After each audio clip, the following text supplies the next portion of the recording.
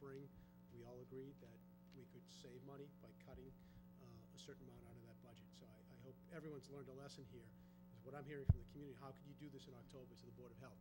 Well, the board didn't make this cut in October. This board made the cut in the spring, and through a whole host of reasons, which I believe the board or Mr. Fear had some assurances that the money would be restored in October, but this board never gave any indication that that would happen. So those are my comments, as well as the comments of Mr. Prisco, who could not be here this evening.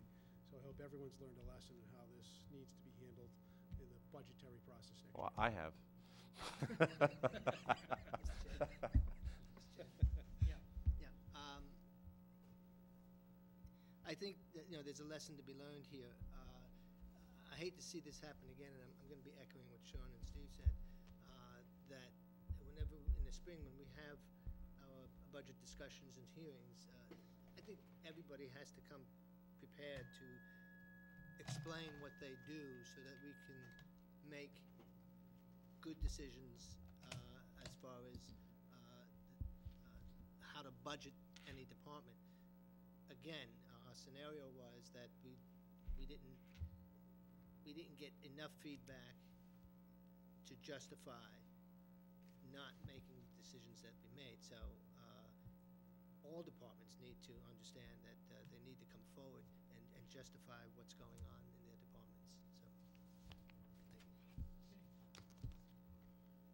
Next item on our agenda. So I guess basically the board's okay with. Oh, yes. I'm Yes. okay with taking it out of the salary pool, just as long as the finance committee's put on notice that, there may be a transfer required, and this is one of the reasons, unanticipated, based upon the presentation.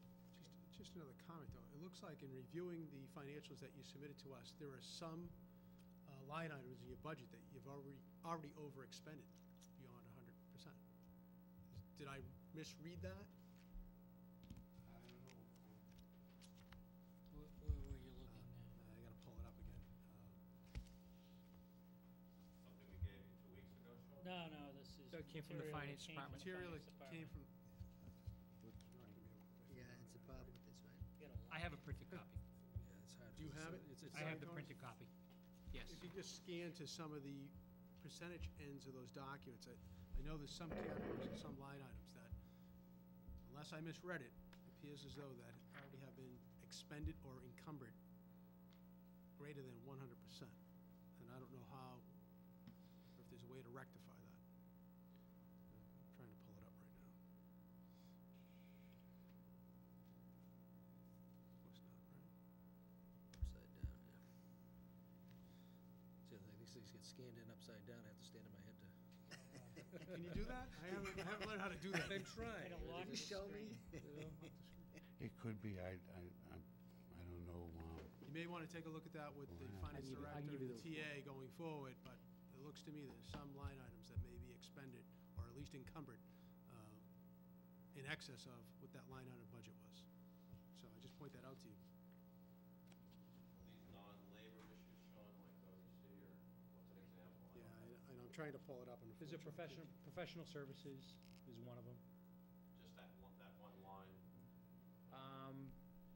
yeah, I wouldn't be surprised if we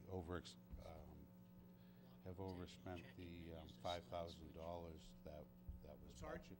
I wouldn't be surprised if we overspent the $5,000 that was budgeted for beaver control, because that's just never ending. That's it, As I'm soon sorry? as the beaver control is just never ending. As soon as you trap beavers from one area, other beavers move in.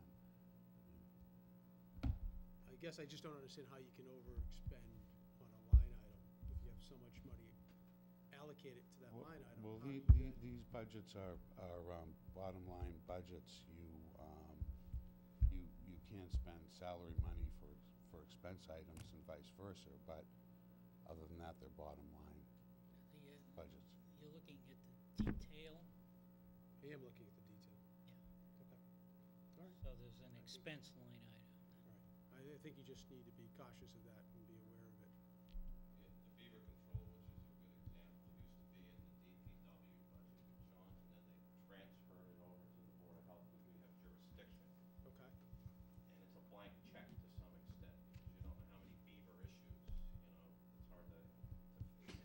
like snow removal.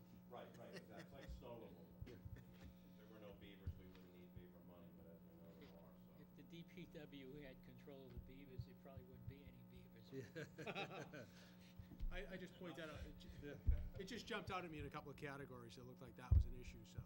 It's a good example, as Steve pointed out, it is like snow removal. I mean, if someone wants to trap a beaver, we have to do it in a humane manner, we can't, do it any other way, that costs money. Fair enough. Thank you. Okay, very good, thank you. We have the F and M, we're gonna put that off? or we're I gonna- would propose, in light of the fact that Michael's not here, that we put off you're talking about the wastewater executive summary. He was prepared along with, those Oh, two that's coming fine, in. I don't have a problem with it, we got plenty on our Yeah, agenda. thought Michael was going to do it in conjunction with Heidi Griffin, seeing that Michael's unable to be here. Good then, night, good night, Mike. I would ask that we postpone that until our next meeting. Anybody have a problem with that? I have no problem with that.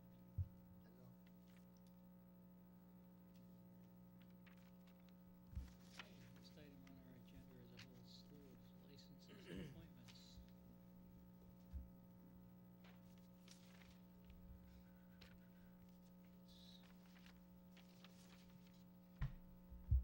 Okay, if I'm reading this correctly, the reappointments are number 8, but I don't see any reappointments here.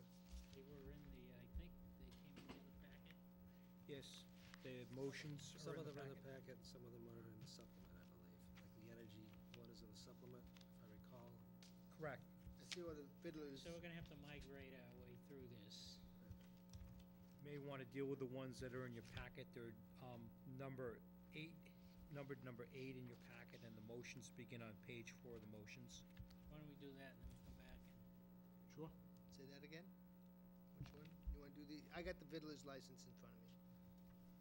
We're going to do appointments. Well, but you're gonna do 'em- appointments first, I think, Okay, so number 8. which was, Starting with number 8, correct? yeah. Board of Appeals? Yeah. You want to read that, or you want me to read that? Oh, you can read, It's that's in my fine. hand. Board of Appeals Associate Member. Mr. Chairman, I move to place in nomination the following name for reappointment as a member of the Board of Appeals for a term to expire December 31, 2015. There is one opening according to this. correct. It's Jennifer Platt, 8 Hidden Pond Land. She's Lane. incumbent. Should be Lane. Lane? Yep. I'll correct that then. I'll second that. Pete's, What's that? how long has she been an associate member? This will be 6 years. 6 years, I believe. At least, maybe 5, 6. Is that? Go ahead. I think it's probably on, Oh, as to how many years? I don't know, it might be on there, but, Mr. Chairman, I seconded it. As liaison, again, I would recommend the reappointment of Ms. Platt. She's been serving very judiciously over the last several years, and is seeking reappointment, and highly recommend reappointment of her. Okay, further May- discussion? May I add to that? I've gone to the meetings as well for the Board of Appeals, and my experience with Jennifer Platt is that she pays attention to details, and she's shows concern and empathy and understanding. So I think this is a good. Yeah, she's great. Yeah, she's very thoughtful in her process and evaluating the matters before the board. Okay, further discussion? Hearing none, all in favor? aye. Opposed? That's unanimous. Next is Conservation Commission. Mr. Chairman, I move to place in nomination the following names for appointment, for reappointment as members of the Conservation Commission for a term to expire on December 31, 2015. There are 2 openings. Martin Weiss, 26 Cleek Court, incumbent, and Timothy Allen, 8 Tarbox Lane, incumbent. Second?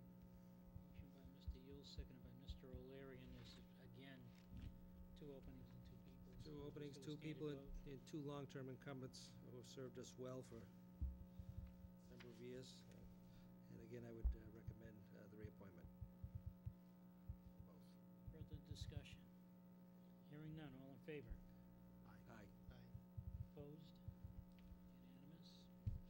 Mr. Chair, these are all single votes. Should we be doing one vote at a time, or? Well, you can declare it unanimous. I thought I had done that.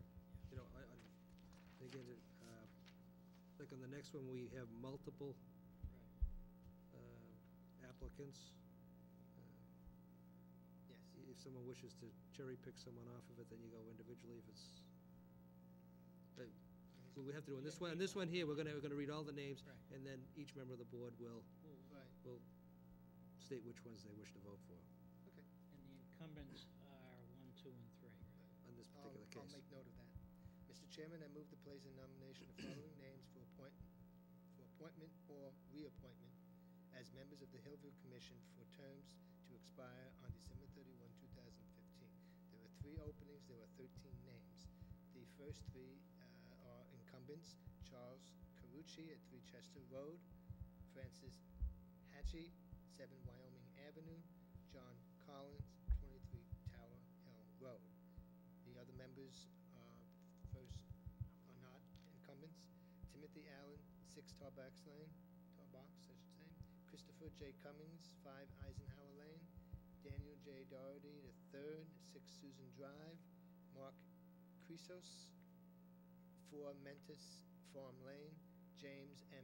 Kieran, 18 Turner Drive, Joseph P. Gill, 30 Turner Drive, Lauren E. McMullen, 4 Baldwin Lane, Joseph G. Gigante, 7 Willard Road, Paul D. Dorsey, 18 Magnolia Road, and number 13, Paul Ashman, 4 Winterberry Lane. Second. Motion by Mr. Yule, seconded by Mr. O'Leary. Mr. O'Leary? As liaison in consultation with the chair, Mr. Stack, recommending the reappointment of all 3 incumbents. Mr. Carucci and Mr. Collins have been long-term members of the commission, serving us well. Mr. Hatchie was one of the original members, and again, if you recall, just a couple months ago, we appointed him to fill the unexpired term of former Chief and Commissioner Hank Brunel. Again, I would recommend the reappointment of all 3 incumbents. I appreciate all the interest, and again, we've had probably in the last year 4 new people seeking applications to the commission, but if it ain't broke, don't try and fix it here. It's clicking along very well. Mr. Hatchie, again, has hit the ground running in terms of working through the contract with GFMI, and again, we have the contract now coming up for the function hall and pub, which is going to be under consideration over the next few months, and I think his expertise and his experience dealing with that particular portion of the responsibilities would serve us well. So I would recommend the 3 incumbents at this particular point: Mr. Carucci, Mr. Hatchie, and Mr. Collins. There haven't been many meetings since he was appointed. Has he attended them all? Yeah, and actually they've had probably three I think already, 3 or 4. Mr. Chair, if I- Steel? Yeah, do we know offhand if any of the non-incumbent names here have come before to be on the? Yes. Oh, yes. 1, 2, 3, 4, 5, 6, 7 of them. Some familiar If- names. And again, what we do is we hold these applications for a 3-year time period. And if they wish to be considered again after 3 years, the selectman's secretary contacts them, lets them know that it's expired. If they'd like to still have the name in consideration, they have to re-up with the form, which a number of these people, I can tell you right now that A couple of them. 2 of them have been on here volunteering their services for this commission for at least a decade. And a couple of... Can I ask who that is? I'm curious. Sure, Mr. Gigante and Mr. Dorsey. Okay. Yep. And the others for a shorter period of time. Most of the other ones, let's see, 1, 2, 3, 4 of them were just in the last 12 months, and the remainder